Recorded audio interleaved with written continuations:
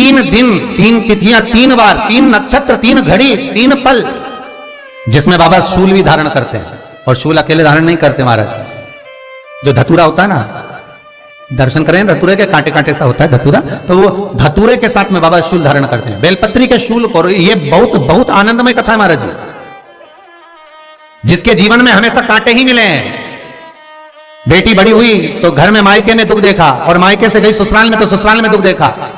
ससुराल में भी दुख देखने के बाद में भी पति को बहुत कुछ काम खुलवाया, बहुत धंधे खुलवाए, नौकरी लगवाई, पर वो पति बार बार छोड़ कर आ गया, बार बार तकलीफ भोग रहा है, बार बार कष्ट भोग रहा है। फिर थोड़े दिन काम करता है, थोड़े दिन छूट जाता है, फिर व्यापार में बढ़ता है, फिर छूट जाता है, फिर कोई दुकान खुल गई, थोड़े दिन अच्छी चली, फिर वापस वहीं घर पर आकर बैठ गया। अर्थात उसके जीवन में वो शूलता चल रही है। तो बाबा देवाधिदेव महादेव कहते हैं, ये 3 घड़ी, 3 पल, 3 नक्षत्र, 3 समय, 3 दिन में जो शूल मुझे समर्पित करता है, उसके जीवन से मैं शूल हटा देता हूं। वो 3 दिन लिखे स्कंद पुराण में।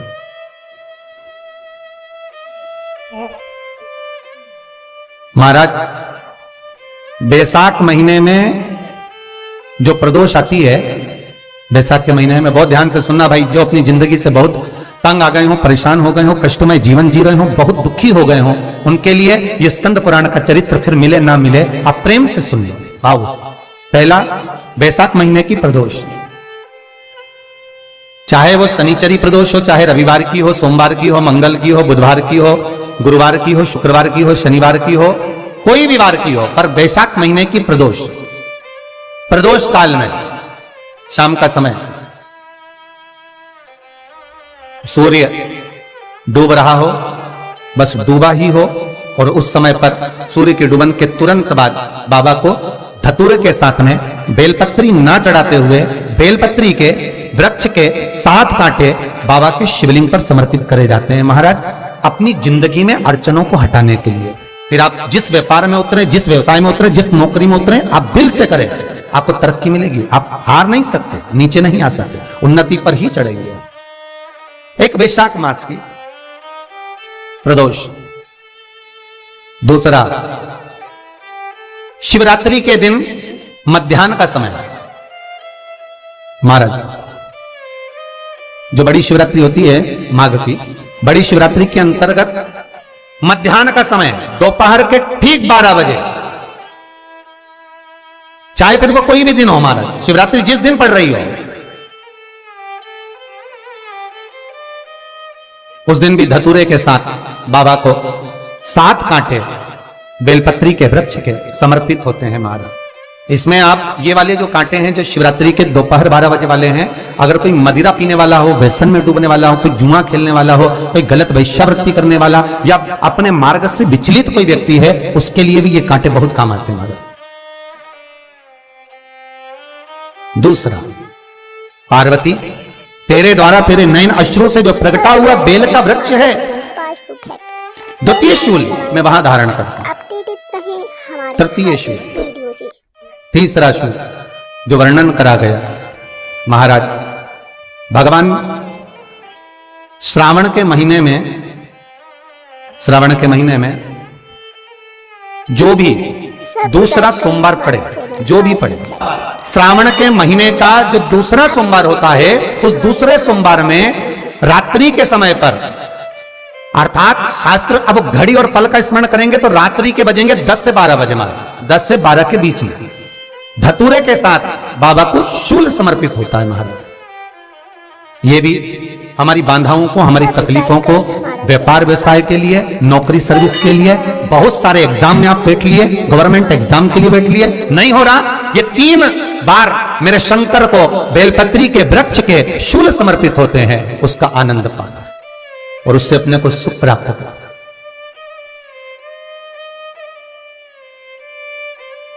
कि बाबा भोलेनाथ जी के नयन अश्रु से जो प्रकट हुआ वो रुद्राक्ष का पौधा है, माता पार्वती के नयन अश्रु से जो प्रकट हुआ वो बेलपत्री का पौधा है, और उमा और महेश,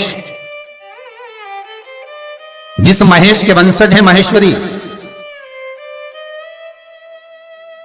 जिनकी 12 खाम प्रगति है भगवान महेश के द्वारा। सब्सक्राइब करें हमारा channel Vastu facts, bell icon दबाएं ताकि आप अपडेटेड रहें हमारे हर। वो महेश और उमा उमा और महेश का जो चरित्र है कि उमा और महेश का जब प्रागट्य हुआ, उमा और महेश जब दोनों आनंद में विभोर होकर जब चलते हैं और दोनों के बैठने से तप मुद्रा से जो पौधा उत्पन्न होता है वो शमी का पौधा। Channel Vastu facts bell icon दबाएं ताकि आप अपडेटेड रहें हमारे हर एक वीडियो से। शमी का पौधा। तो एक बात ध्यान रखिए, शिव जी के द्वारा जो निर्मित हुआ उसमें कोई शूल नहीं है, उसमें कोई कांटे नहीं है। पार्वती के द्वारा जो निर्मित हुआ बेलपत्री का पौधा, उसमें कांटे हैं। और पार्वती के मिलन से भी जो उत्पन्न हुआ है शंकर के साथ में, उसमें भी कांटे। शमी के पौधे में भी कांटे, शमी के वृक्ष में भी कांटे। सब्सक्राइब करें हमारा channel Vastu facts, bell icon दबाएं ताकि आप तो पार्वती जी स्कंद पुराण में एक प्रश्न कर रही हैं भोलेनाथ जी से कि प्रभु मुझे ये बताओ कि आपके द्वारा जो निर्मित हुआ उसमें शूलता नहीं है, पर मेरे द्वारा जो निर्मित हुआ उसमें शूल क्यों आया है, उसमें कांटा क्यों आया है? थोड़ा सा माताओं, मेरी जीजियों, आपको थोड़ा बुरा तो लगेगा इस प्रसंग को सुनकर, पर लग जाए, पर आज कथा निकली है तो सुन लो है? हमारे हर एक वीडियो से कि शिवजी जिस रुद्राक्ष को उत्पन्न कर रहे हैं उसमें शूलता नहीं है, पर पार्वती जी जो संग में मिली हैं उसमें भी शूलता है, और पार्वती के द्वारा जो प्रकट हुआ बेलपत्र उसमें भी शूलता है। तो भगवान महादेव बोलते हैं पार्वती मैं तुझे कुछ कहूं और कहने पर तुझे तेरे हृदय में कोई बात चुभे, शूल लगे तो मुझे ठीक नहीं लगेगा। नहीं नहीं नहीं, आप कहिए प्रभु, मैं सुनने के लिए तैयार हूं, आप तो बोलो कि कारण क्या है। भगवान कहते हैं पार्वती बस अंतर इतना है, नारी का जो स्वभाव होता है, स्त्री का जो स्वभाव होता है, उसके हृदय में छोटी छोटी बात के शूल बहुत होते हैं।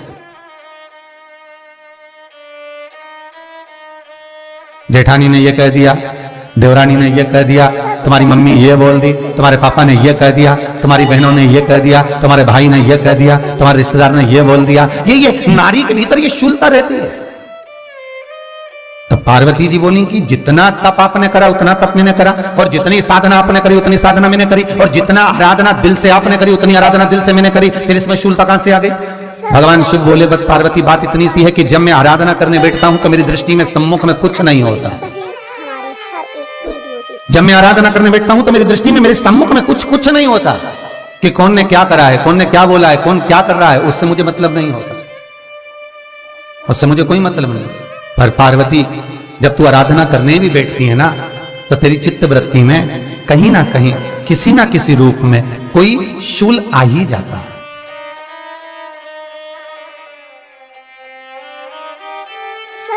कई माताओं की आदत देखी साहब, भगवान की सेवा करने बैठी है तो भी भीतर थोड़ा सा शूलता भरी हुई है। महाराज बताओ, इतने सारे भगवान इकट्ठे कर लिए, मैंने बोला था बहू से कि वहां रख लेती है, बताओ इतने सारे यहाँ पर लाकर रख दिए हैं, अब इसकी सेवा करना पड़ रही है, अब ये करना पड़ रहा है।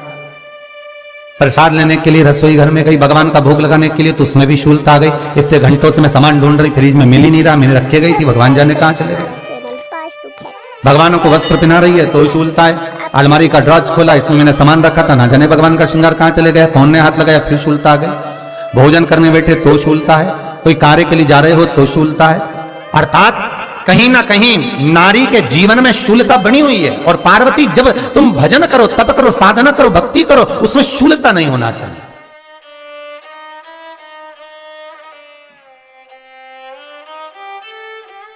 पार्वती जी ने कहा भोलेनाथ तो क्या आप मुझे स्वीकार नहीं करेंगे बेलपत्री के रूप में? क्या मुझे स्वीकार नहीं करेंगे शमी पत्र के रूप में? पद्म पुराण, स्कंद पुराण, लिंग पुराण, नर्मदा पुराण और शिव महापुराण, ये सारी पुराणे वर्णन करती है। पार्वती जी का खंड आनंद वर्षित कर रहा है, वर्णन कर रहा है। पार्वती खंड वर्णन कर रहा है, सती खंड वर्णन कर रहा है, उमा संहिता वर्णन कर रही है। क्या आप मेरा ये बेलपत्र का स्वरूप आप धारण नहीं करेंगे? इसमें शूलता इसलिए भगवान कहते नहीं नहीं, धारण तो करूंगा पर शूल धारण नहीं करूंगा,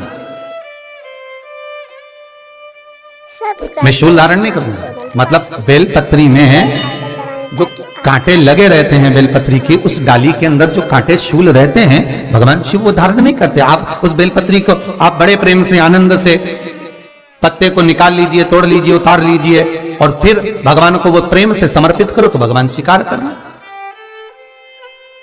पर भोलेनाथ ये बेलपत्री का जो वृक्ष है मेरे नयन अश्रु से उत्पन्न हुआ है, मेरे द्वारा उत्पन्न हुआ है, फिर तो इन कांटों की कोई महत्वता ही नहीं है, इन शूल की कोई महत्वता नहीं है। पार्वती केवल 3 दिन ऐसे रहेंगे, 3 बार ऐसे रहेंगे, 3 तिथियां ऐसी रहेंगी, 3 समय ऐसा रहेगा जिस समय पर तेरे द्वारा निर्मित शूल को भी शिव धारण करेगा और जगत का कल्याण करेगा।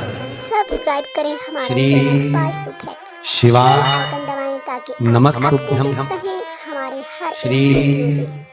शिवाय नमस्तुभ्यं श्री शिवाय नमस्तुभ्यं।